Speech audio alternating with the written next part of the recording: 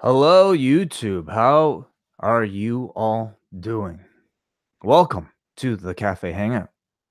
Good to be here. Yeah, a very Hello, festive edition. YouTube. How are you all I love the doing? toque. Thank you very much to the Cafe Hangout. Thank you. Thank you. Good to be here. Yeah, am I feeding back? A very Hang on festive one edition. second. Ooh, Jesus. Hey, okay. Jeez, wow. Yeah, we're live. Hello, everybody. Hey, Chris. Hey, Eric. Hey, Brandon. Hello, chat room. Do we sound fine? I'm always super paranoid every time we start off because Please give Way the thumbs up emoji or Jesus. something that can just put his mind at ease. Yeah. Okay. So, what's up, John? How you doing? Nice shirt. It's a sweater. Yes. Let's let the camera see, please. Look at this. I was very excited when Way brought this here on this Thursday. Look at this. That is a design from our good friend Warren Isles. We had wanted actually to put this up in the store in time for Christmas, but because of the Canada Post strike, the samples were delayed very much. So by the time that I got them this week, I don't think I can put them up on the store and have people get it in time for Christmas. So we'll save it for next year. But John, you have the world's first and only edition. Limited edition. Yeah. Congratulations. I like your toque. Thank you very much. Speaking of which, also from the Post Wrestling Store. Bear with us. This is our advertising budget. Well, no, we get excited because we get these in the mail, and we get to see them for the first time just as everybody else. But we're fans of ourselves too. There's nothing wrong with that. Oh my God, look at all this! Look at all this shit that we have. The vanity. It's wonderful. We are such vain people. I know. But yeah, John, what are we here to talk about this week? Well, we're going to talk about some of the latest news. I definitely want to talk about the passing of Dynamite Kid and also news just coming out. Larry Hennig, the father of Kurt Hennig, passing away at the age of 82. Grandfather of Curtis Axel. Grandfather of Curtis Axel as well. We can chat about him as well. And other news that is going on. The XFL has announced the 8 cities and held a press conference on Wednesday. We're getting to the end of the New Japan World Tag League. There's a big story going on in the world of mixed martial arts involving Greg Hardy and being booked onto a card, the same card as Rachael Ostovich. Those that are familiar, Greg Hardy was arrested and he was found guilty of assault against an ex-girlfriend back in 2014. He was found guilty of these charges. And then when he appealed, requesting a jury trial, the woman in question did not show up. And therefore, the charges were dropped and then later expunged from his record. But it's something that definitely he carries with him. And booking Greg Hardy in and of itself has been controversial to put him on Dana White's Tuesday Night Contender Series. Now they're booking him on the same card as Rachael Ostovich, who was recently just attacked, suffered a broken orbital bone, believed to be at the hands of her husband, who's also an MMA fighter. And the idea of having these two on the same card, I think it's going to draw horrendous publicity for this show. And our friend Aaron Bronstetter just interviewed Dana White today, who stated that he's staying on the card. He ran this by Rachael Ostovich. She's fine with him being on the card and said that he didn't do anything to me, so she's on board with it. Do you quickly, we can just start there. I mean, do you have any feelings? I'm very much against the idea of, at the very base of it, even if you believe Greg Hardy deserves a second chance, that he can be booked to fight, I just think the idea of putting them on the same card, I think it's just a bad business move. That is, it's happening in Brooklyn. So you're going to have a lot of media on this story, and that's going to be your first impression on ESPN. And this is happening on an ESPN Plus platform. That to me becomes the dominating story that is going to supersede any of the fights that are happening on this card. It's going to be, look what the UFC is promoting on this card with Greg Hardy and a victim of domestic violence. Well, the fact that I think you consider this to be a big enough story to even mention, right now, it suggests to me that a lot of people probably feel like it's at the top of their minds when they're talking about this card. And that to me, if I was the UFC, would be the biggest thing that I would be looking at. And is it worth it getting this, relative unknown on this show at the risk of, hurting your public perception? I don't know enough about the story to really kind of, say whether or not I feel he should be on the card. And it's without knowing more of the details, I don't feel qualified to. But just from a PR perspective, I guess it's certainly questionable. It just seems that you run so many cards, and I know this Brooklyn card they want a lot, and they're scrambling. They've just moved. They're running a card the next weekend in Anaheim, a pay-per-view, and they have just plucked the title fight between Henry Cejudo and TJ Dillashaw to headline this Brooklyn card. So they are just scrambling for fights to fill up. So I see that pressure that they just want to put as much as they can. And to me, though, Greg Hardy, he could fight the next weekend. He could fight another one. And that's not going to eliminate scrutiny. I think there will still be some that question putting Greg Hardy on such a platform. He's a very polarizing figure because of that history of domestic abuse. But putting it on the same card as this woman who was originally going to miss this card because of domestic violence, I just think it's drawing such awful attention. And it's just, it almost gets away from just whether you feel it's right or wrong. If you're just selfishly looking at it from a business perspective for the UFC, I think they're just putting themselves in the line of fire for so many questions they'll receive that week from mainstream outlets covering this, and what kind of message you're sending by such contradictory figures being placed on a card. So I don't rule out the idea that they may just eventually acquiesce and move Greg Hardy to another card. But Dana White seems to say, no, he's staying on this card. We're going ahead. It seems like a stubborn move. It's kind of reminiscent of kind of a move Vince McMahon would make. Few of the guys in the chat room, I know a lot of you are MMA fans, and some of you guys have some comments on the issue. Eric Marcotte says, my own opinion, you can't go half in, half out with Greg Hardy. You either have to say, we don't want to be involved with someone of this character, or you have to say, we're looking past this. And I don't completely disagree with that. I feel that it would be significantly less because he has done several fights on Fight Pass now on Dana White's Contenders series that has drawn some criticism.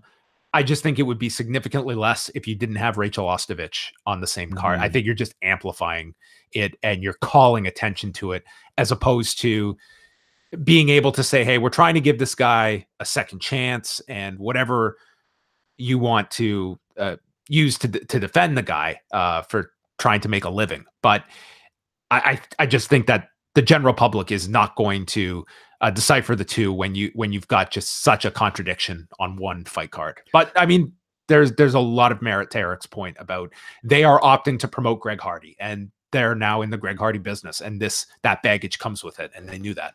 Brandon wants to know who's currently booking the UFC besides Mick Maynard. Mick Maynard and Sean Shelby are still the primary matchmakers. And I would argue that when you're looking at 550 to 600 fighters, that it's kind of insane that it's two matchmakers that this comes down to.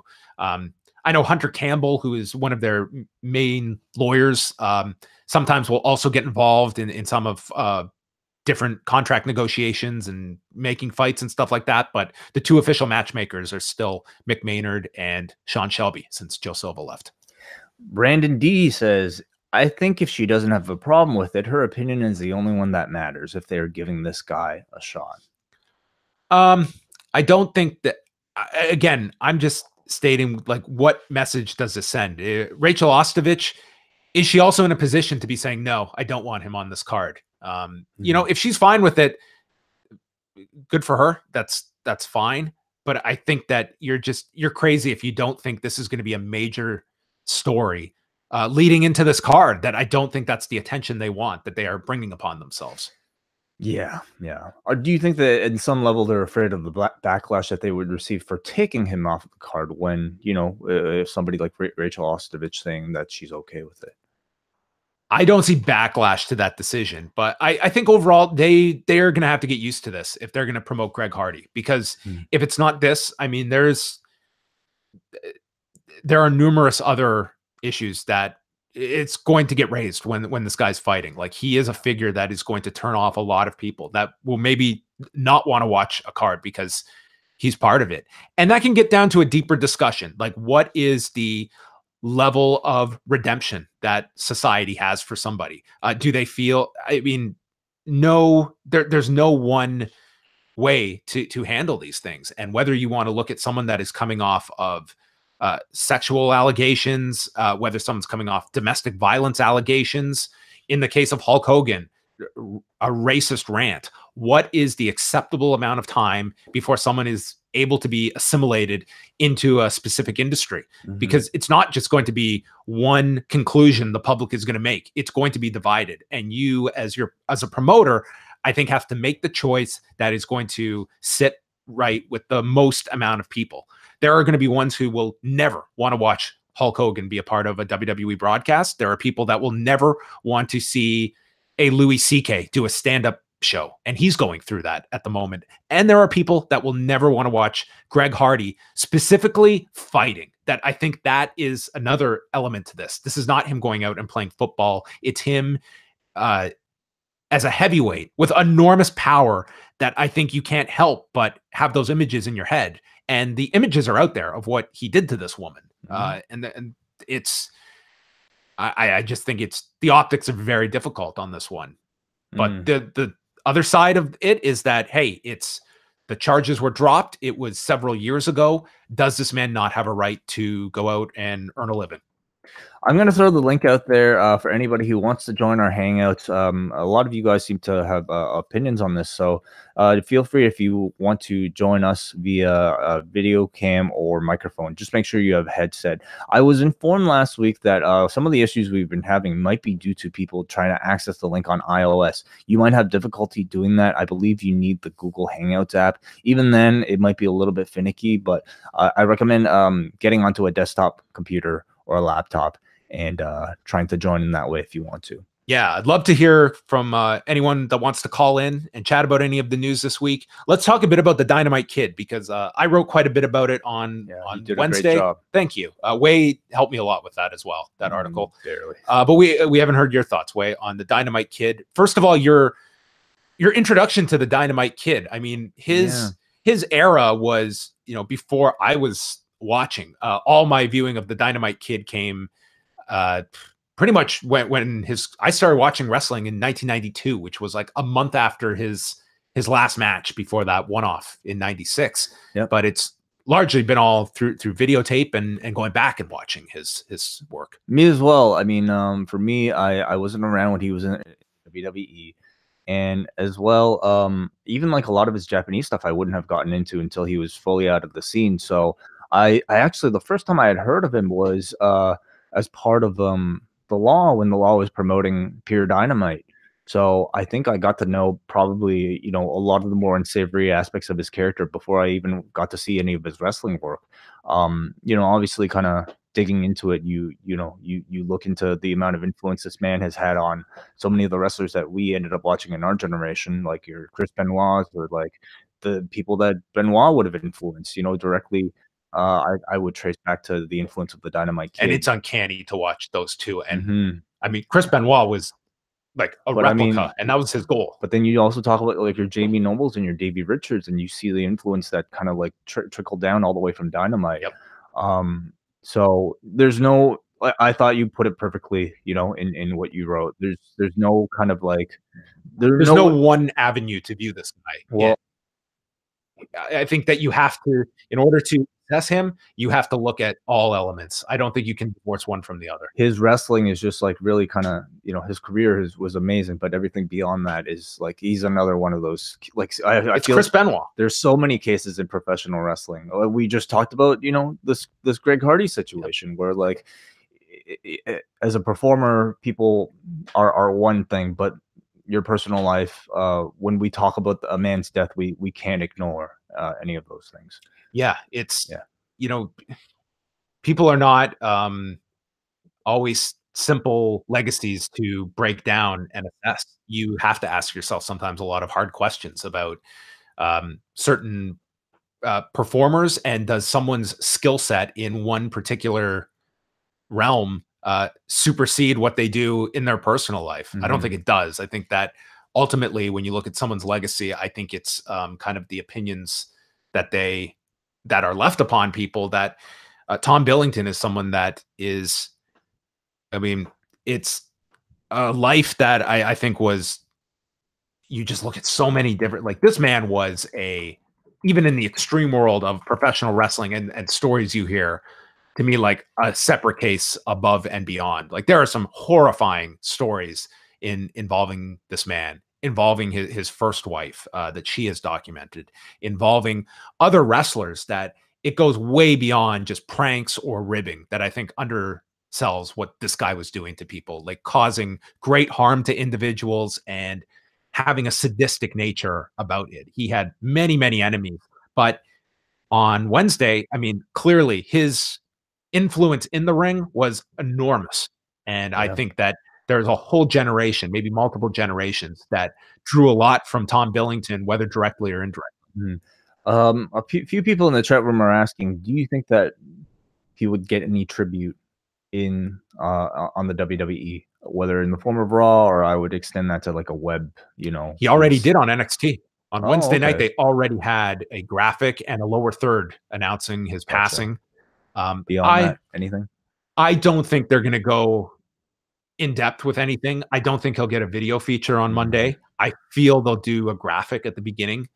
He was a pretty well-known figure, especially, anyone from that 80s time period. And he was, a significant piece of that mid 80s expansion period that Yeah. I think he'll be acknowledged, but I don't think they want to go too far down with Tom Billington to overly eulogize him. So certainly not putting them in their Hall of Fame, I I would don't say. think so. I feel that the fact that both have passed away, I think that that's going to be, I could see Davey Boy more than yeah, Tom Billington for the WWE Hall of Fame. Is he in the Observer Hall of Fame? Brandon Castro he was asks. part of the inaugural class in Oh, 1996. He there we went in. go. Okay, let's go to our first call. This man is about to have a very busy month with us. Chris Engler. Chris, I am presenting you. Can you can you I think you might be muted there. Your video might be muted. Let me just try this. There we go. Um, there we go. Chris, can you just talk for a second just to make sure that we can all hear you? Hey guys, can you hear me? Hey, Coming in beautiful. Chris Engler, how you Good. doing, man? Really good. How are you guys? Doing very well. For people who are unaware, Chris is the gentleman who is heavily involved in all of our polls and surveys during the G1. He is the man who runs it. He runs the Rumble poll, and he is helping us tabulate our best and worst of 2018 category. So, hey, thank you very much, Chris. I hope you're ready. Yeah. No, it's always a lot of fun to do those things. And I work with databases and stuff in my day-to-day, so it's something I like doing. So it's not a hardship by any means. Can you give us a bit of a glimpse into maybe some of the submissions so far? Yeah, I took a look. There's about right before the Hangout started, there was about 220 uh, full responses so far. Wow. The Google form, it's pretty cool the way they kind of give you summaries from the start. So if it detects patterns, like for some of the questions that people will tend to answer the same thing, it gives you the ones that are the outliers. So one thing that I remembered noticing is that the front runner for uh, excuse me, best promotion was NXT. Hmm.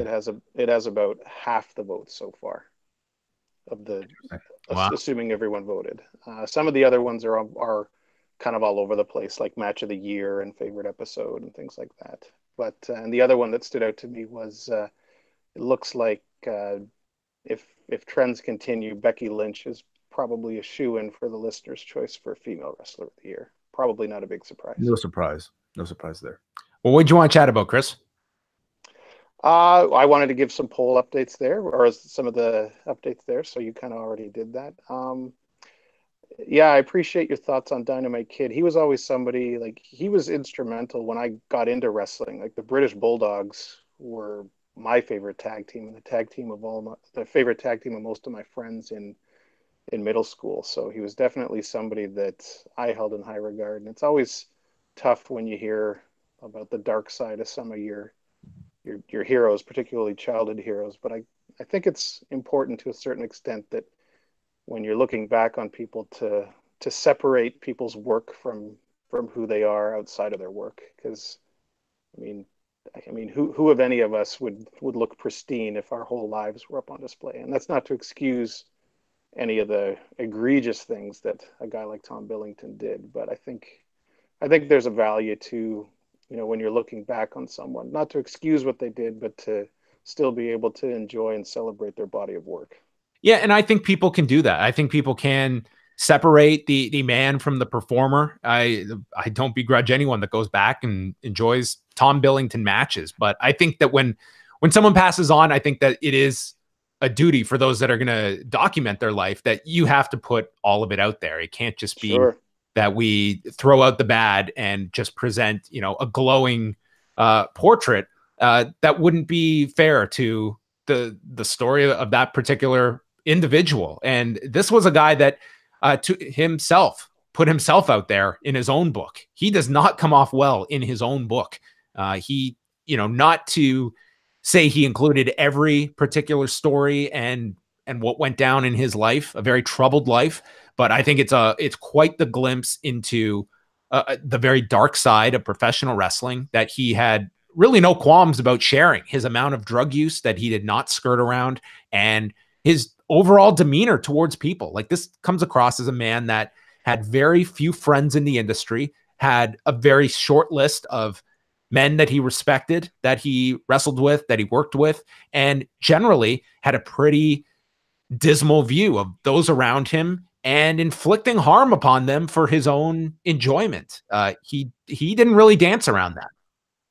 No, and I think when people like that are, significantly authentic about what they did, that makes it easier to accept, seeing them in some aspects positive. Like, when you contrast it with Hulk Hogan, I don't detect a lot of not to say that Hulk Hogan's done things on par with what Billington did, but I don't detect a lot of authenticity in terms of how Hogan is presenting himself in the wake of that scandal. I think it's very much just, it strikes me as somebody that's just looking to do whatever they can to get back into the public eye and be viewed favorably, as opposed to some kind of sincere reflection on what they've done. Whereas Billington's book, like you said, he probably didn't detail everything, but he was not trying to whitewash his life. Yeah. And also, you read that book, he's pretty unapologetic about what he did in his life and things that were, the really frightening story that came out years later when Fighting Spirit magazine interviewed his first wife was her having a gun held to her head.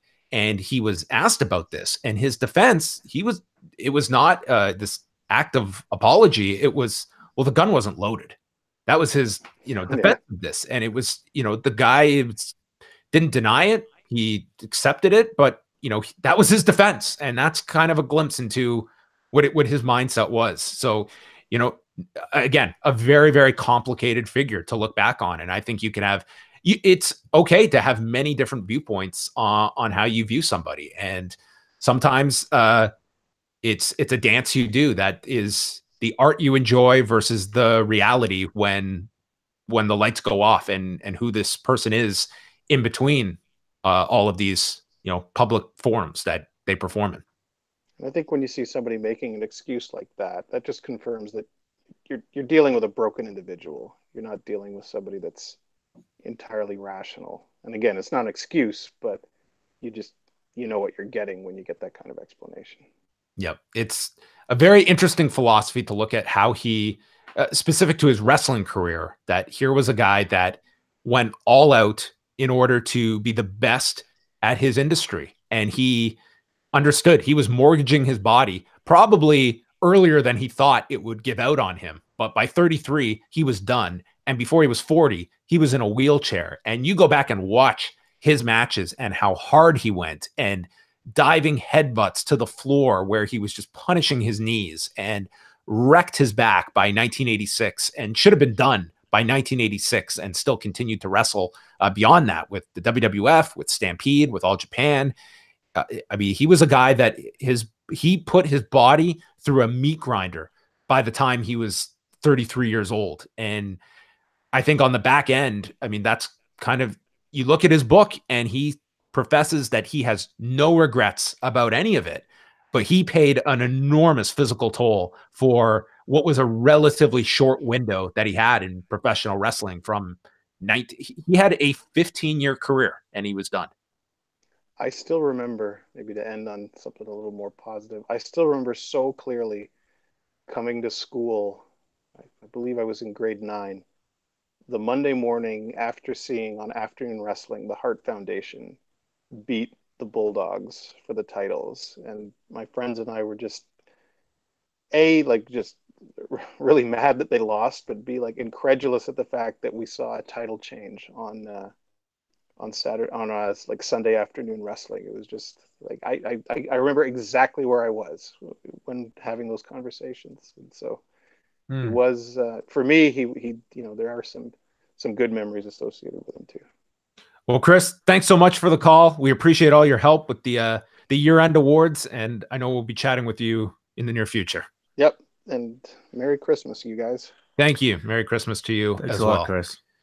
So, in terms of matches, Way, I mean, are you someone that has gone back and watched a lot of the Tiger Mask series? And I mean, was Dynamite Kid someone that you did follow a lot of in tape form? Or? Honestly, no. I think by the time I even got into it, like those matches, I do consider maybe a required viewing for anybody who really wants to step in deeply into it. But I think they largely, a lot of it has kind of escaped me. That was one of the first comp tapes I ever bought off High Spots, was a Best of Dynamite Kid tape when I was around 17 years old. And it had Tiger Mask on there. I mean, it was like a 4-hour collection of matches between New Japan, All Japan, and Stampede. Yeah. I think I'm always like somewhat amazed at like the amount of influence he would have had just in their WWE run, where I mean, you see like Chris, like in our chat room, just kind of looking back at so many fond memories he and his friends had. Our friend John Ramdine also would constantly talk about the Bulldogs and how much he loved That's right, the two of them together. So I guess I'm beyond like all of his influences in Japan, which is I think what I largely know him for. That WWE run he had with Davey Boy seemed like it was very influential for a great number of people as well.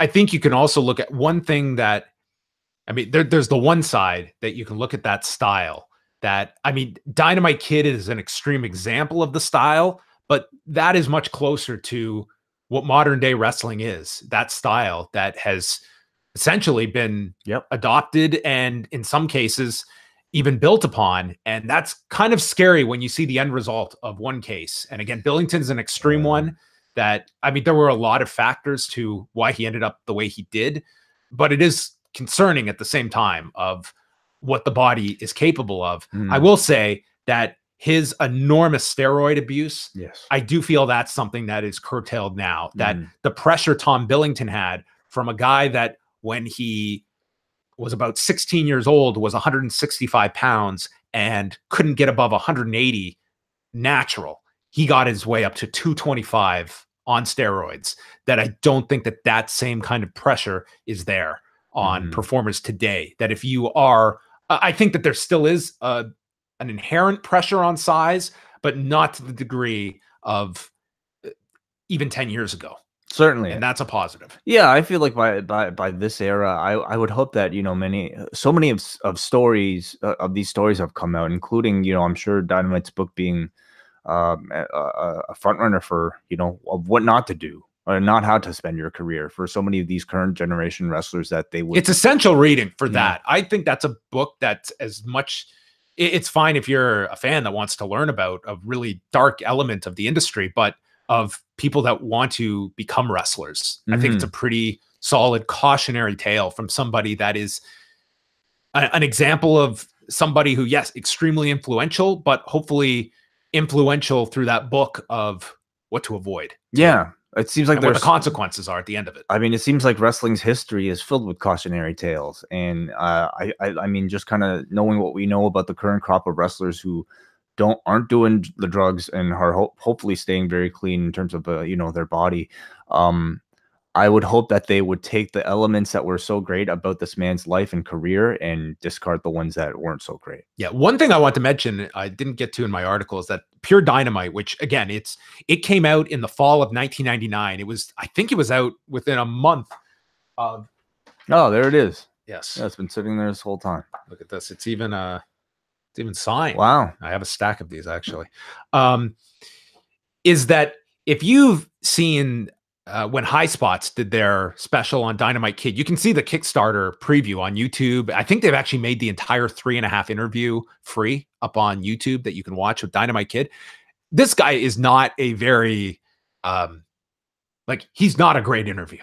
Like when you hear him talk, like he's very just quick to the point and doesn't elaborate a lot. And I mean, one of the people that doesn't get a lot of credit for this book is the journalist he worked with named Allison Coleman, who, I mean, this is a very well-written book. And I think that after seeing some of the Dynamite Kid interviews that I've heard over the years, I think she deserves an enormous amount of praise and would be an interesting person to know what her relationship was like with Tom Billington, because this was a very small release in England. Right. I remember sending away for this, sending like a money order to a P.O. box to get it delivered from England to get the book. And it was only in 2001 that it got more widely distributed in North America through, I think it was Random House that started producing it in Canada and the US, and it got more widely available. Interesting. What would you say of, the feedback that you've heard so far, just on Dynamite's death itself? How would you kind of, are people talking about all those elements, or is it largely focused on his in-ring career? The general sentiment I've seen is nobody denies he's one of their favorite wrestlers of all time. That if you are just viewing it in that lens, he is among the best talents you've ever seen. But I don't sense that there are a lot of people who are just naive to the fact that this was a very, very troubled and broken individual that caused a lot of havoc and harm on people's lives from those around him. So I think that most people understand that balance, and you don't see a whole lot of, like, I thought yesterday that there was going to be a lot of pushback of, demeaning someone after they've died. And that's certainly, I don't think anyone's intent, but I think that it's just completely, you can't ignore what this guy's life was. That to me is just impossible to do. And I mean, he was upfront about it himself. He was. And, beyond the book, like there was like even worse stuff. Like it was just like the story with his wife. And it's like, who knows how much other stuff. It just seemed like, and had what sounds like just a horrendous last number of years. He was in a dementia ward in getting full-time care. By the end of it, he had part of his foot amputated. He had a stroke back in 2013. A doctor had told him he had scars on his heart from his heavy steroid abuse.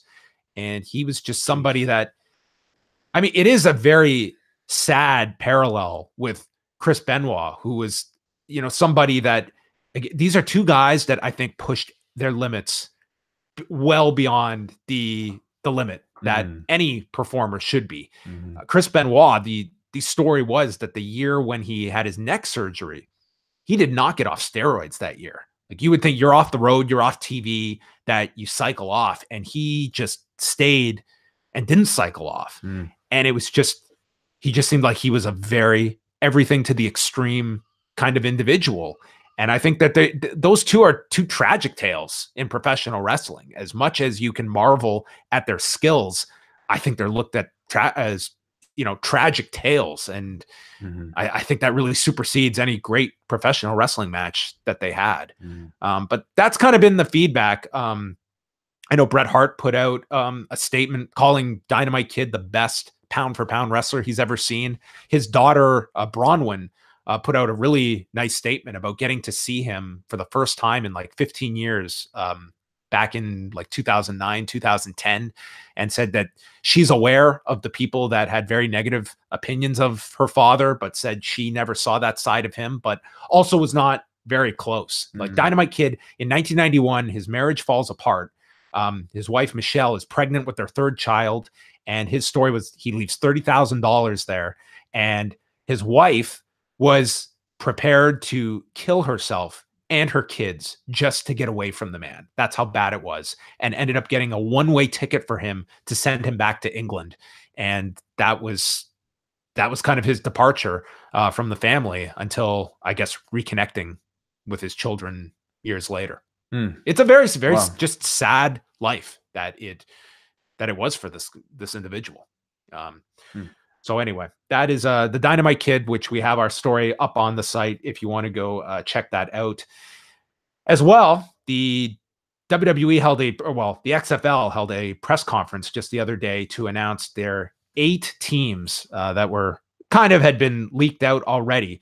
But this was an interesting press conference just to hear as they go forward with this. They will have teams playing in New York at MetLife Stadium. So much like the WWE, MetLife Stadium in East Rutherford, New Jersey is considered New York. Close enough. They have a real disdain for New Jersey. I mean, it's not as I guess it doesn't sound as sexy as New York. Even like back in the original XFL, weren't there the New York, New Jersey Hitmen? Yes, they had the Slash. Yes. Dallas, they'll play at Globe Life Park. Houston at TD ECU Stadium. St. Louis at the Dome at America Center. Los Angeles at the StubHub Center. Seattle, CenturyLink Field. Tampa Bay at Raymond James Stadium. And Washington, D.C. at Audi Field. Some of the, like MetLife Stadium, we've been to way. Like, that's enormous. That's an enormous stadium. That 82,500. I mean, but these are all, like, we're talking football stadiums for the most part for all of these. Some of these are Audi Field, I think, the smallest one at 20,000, but all pretty substantial. I mean, if we're talking football. Significant. I guess probably the thinking is that these are like renting MetLife Stadium during an off season. You wonder if they've been able to strike any kind of agreements where, I mean, the governor of New Jersey was at this press conference. So that tells me that I'm sure that, there's some kickback or a reason that they're involved here, that it can make some financial sense for them. Ultimately, this league, it will succeed or fail based on what kind of television deal they get and how much money. It's not going to be based off of filling stadiums. And much like WWE, they're not making it off the live event ticket. They are making it off of distribution rights. The markets to me seem pretty, I guess somewhat standard and expected. You're hitting all your major media outlets in LA and New York, and 2 in Texas. 2 in Texas. Nothing really kind of out of the ordinary there. 2 days. We have 2 shows left for the World Tag League tournament that New Japan has on. They will have a show Friday, and then they wrap up Sunday. The Tag League is down to, we have a 4-way tie on top with the Gorillas of Destiny, Evil and Sonata, Tomohiro Ishii and Toru Yano, and the Killer Elite Squad, all with 18 points, and Michael Elgin and Jeff Cobb with 16. So the winner of this tournament traditionally gets the tag title shot at Wrestle Kingdom. And I can see some angles being set up on Sunday for Wrestle Kingdom. I think that there's a really good chance that Kota Ibushi defeats Goto for the never open weight title, and would make sense that Will Ospreay makes the challenge. Yep. So do you think the Bucks will be involved in the tag team match at Wrestle Kingdom? I guess they could be. Yeah. Yeah, one team wins this tournament, and then the Bucks just walk in and get a title shot too. I think that's very possible. We know that they're going to be on that. They're on Sunday show. Yeah, so in theory, they should be shooting an angle for Wrestle Kingdom because they have nothing. Juice and Cody isn't official yet for Wrestle Kingdom. I could see them doing something there. Yep. So I think Sunday's show will be at least noteworthy of trying to put the remaining pieces in place for Wrestle Kingdom for your main matches. How do you feel like about the hype going into Wrestle Kingdom this year at this time versus years past? I think it's pretty big. Tickets are selling apparently ahead of last year's pace, which had the benefit of Chris Jericho's first match with Kenny Omega. So this year, I think that there's a lot of anticipation for the show. I think a lot of people are traveling for this show. I think it's going to do better than last year's show. Yeah, I mean, I would say year by year, it seems like New Japan stock is just on a worldwide scale is growing. So I wouldn't expect it to do worse than last year. I'll say maybe this year, I think, last year, the hook of Jericho versus Omega was such a was to me, to a North American, I think bigger than anything that's on the card this year. But nonetheless, like I would assume that most people watching New Japan at this point are very familiar with all the talent that's going in. And I think trust in Wrestle Kingdom as a brand itself for like delivering, you know, one of the best shows of the year is it is there pretty strongly, I would say, for anybody watching it. To me, it really does feel like it's on the level of WrestleMania right now, where you, even if you're only dabbling in New Japan, this is the one show you're going to go out of your way to watch.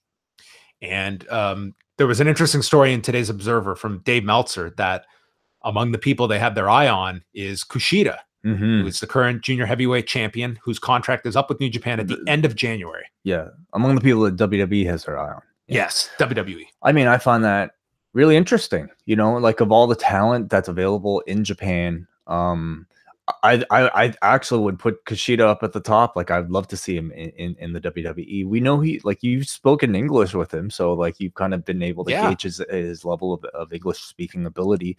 And for what it's worth, Dave added that he's not the only one they have their eye on. Right. So okay. it's Interesting.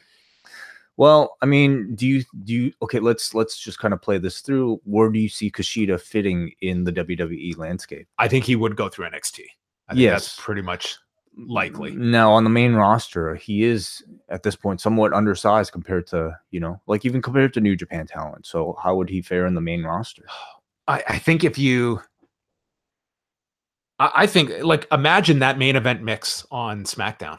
If you were throwing him in there. Now, that's with complete confidence that I would have no qualms about Kushida going in and tearing it up with Bryan, with Styles, with Andrade, with several performers. Yeah, I would not hesitate in the slightest. But if they're going in half and half of like, oh, like having your reservations about him, I could see him totally just toiling away and not making a big impact. But even in NXT, like I think that there's a major explosion of call-ups that are probably going to happen between now and the week or two after WrestleMania, that it should hopefully free up some space in NXT. But I mean, him and Kyle O'Reilly being reunited, I think that's awesome. A fantastic.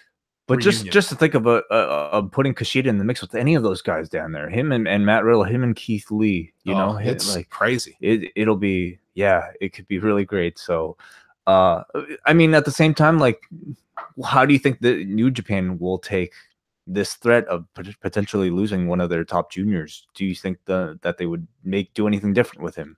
Well, earlier this week when we were talking about about MLW, about all of these promotions, I think more and more we're going to see exclusive contracts for a lot of the top talent.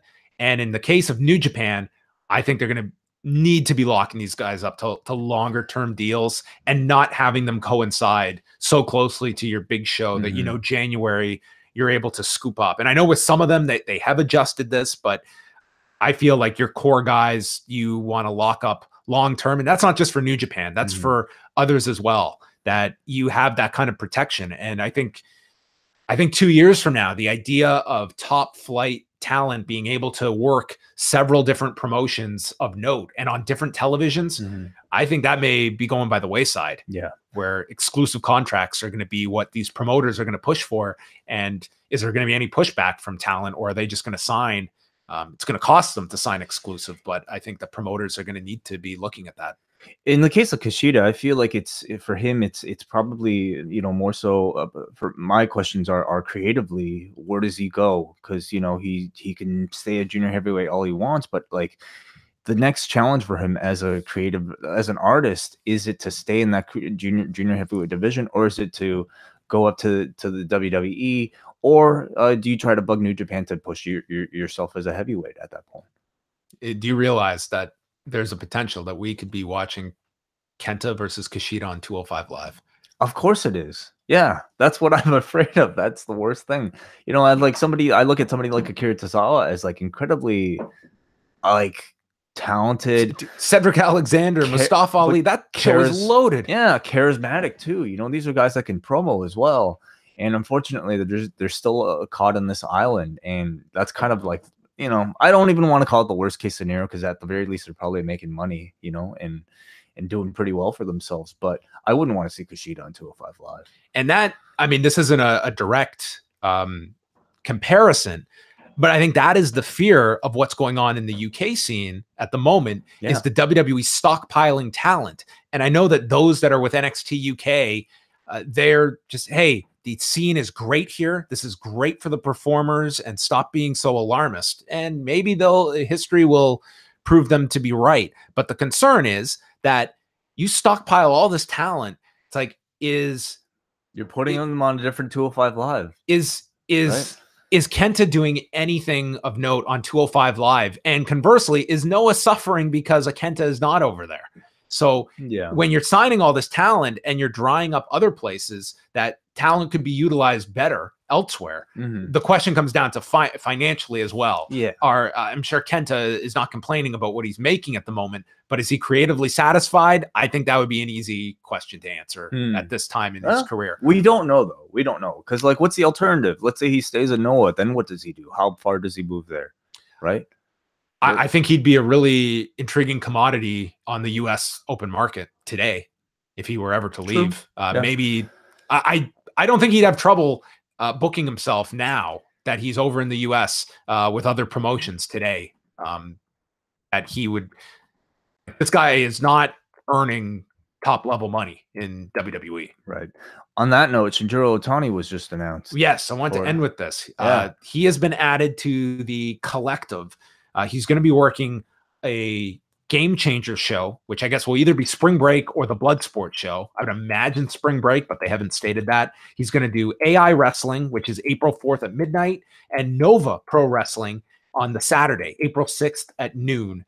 And yeah, those are all going down at White Eagle Hall in Jersey City. And yeah, we've got to get out to one of those shows. Yeah, these were shows that really weren't on my radar. What is the collective? So these are all the shows that are happening at Jersey City, which is the venue that is hosting Spring Break. Okay. So that's the big show happening there. But all of the shows are under this umbrella that they're working together out of the same venue. That's AIW, GCW, and this. There's multiple. There's like 6 or 7 companies that are under this banner. So there's going to be WWN. What's the other one? WrestleCon, is that happening as well? WrestleCon is going down at the Hilton. Then we've got the collective. Those are like the big 3 indie groups. Yeah, MLW is running back-to-back nights. Impact's doing a show with House of Glory. That's out in Jamaica, Queens. I mean, there's a lot of shows going on, but those are some of the major decisions you have to make. What do you think of like a guy like we're at the point now where like a Shinjiro Otani is a major attraction, you know, for a wrestling weekend. I think it's awesome.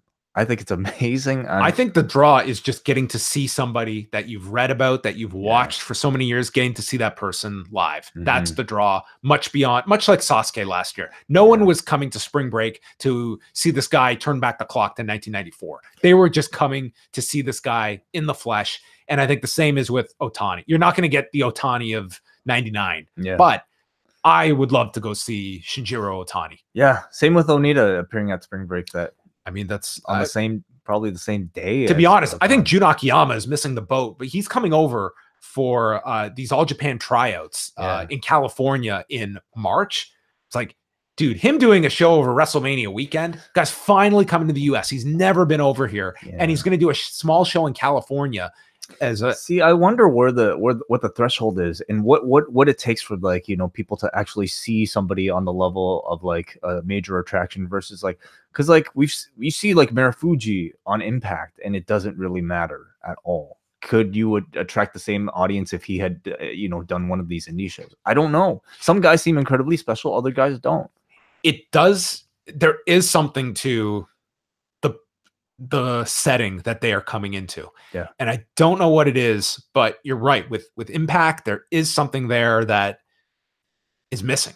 That if they're not playing to that same audience, like an Impact audience wouldn't really know, you know, or care about Kenta or Shinjiro Otani if he appeared, right? Yeah. And I don't know if that's a residual effect of how the previous management handled talent from other countries, or if it's just that they don't put them in interesting scenarios. It's like the creative is not an issue at the moment in Impact. I think that there is more faith in the company now than there was 5 years ago, but I think that there's still a disconnect with the public and Impact. I'm just trying to think who among that like list of like, you know, Japanese talent that you could promote in the same fashion in the future. Like, It's got to be names from the past at this point that would be coming over to do shows, because you've seen so many of them come over. Like, there's no one special in New Japan that just their appearance is going to generate like a Kenta Kobashi like appearance with Joe. Muda's doing the shows too. Muda's on those Impact House of Glory shows. Okay. Yep. Yeah, He's coming over. Masato Tanaka's coming over. Onita's coming over. So wow. That seems to be the in vogue thing. And MLW is going to be announcing the main event of their first night next week. They're going to hold a press conference to announce the main event. So cool. They'll be announcing that. And I think that is going to wrap things up. Yeah, we're going about 50 minutes here on this Cafe Hangout. Thank you to all of you guys who tuned in to us live. Thank you to Chris Engler for calling in. I hope to see you guys all next week. And for those of you watching on the YouTube, should we put this on the audio feed? A lot of people have been asking us. It's your call. All right. Like to. Yeah, we'll throw this up on the audio feed then. So if you're listening to the audio feed, the Cafe Hangouts occur every Thursday at 3 p.m. for $12 and above patrons of the Post Wrestling Cafe. So do check that out. And if you want to watch this, you can go on Facebook. Yes. Sorry, YouTube. Oh, yeah, YouTube too. I'm getting confused. You can go there. Yeah, once again, Friday, we've got a new Rewind Away out. If you are a member of the Post Wrestling Cafe, chatting SummerSlam 2013, really entertaining show. Saturday, we've got a new Eggshells out. Late Saturday night, I'll have a UFC 231 review. And on Sunday, Wai Ting and I are back on the Post Wrestling Cafe with a post show coming out of the final day of the World Tag League and whatever is going on. You know that show, it starts at 1 a.m.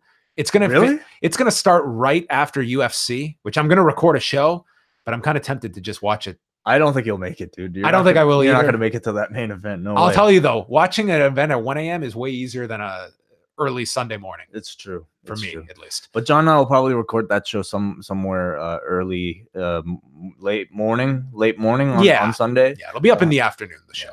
All right.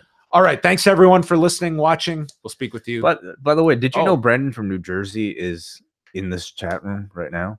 He does not chat in the chat room with the same flair, I have to say, as we don't get the full meanderings. No, we don't get meanderings in chat rooms. Step it up, Brandon. Step it up. Okay. Talk to you guys next week. Bye-bye.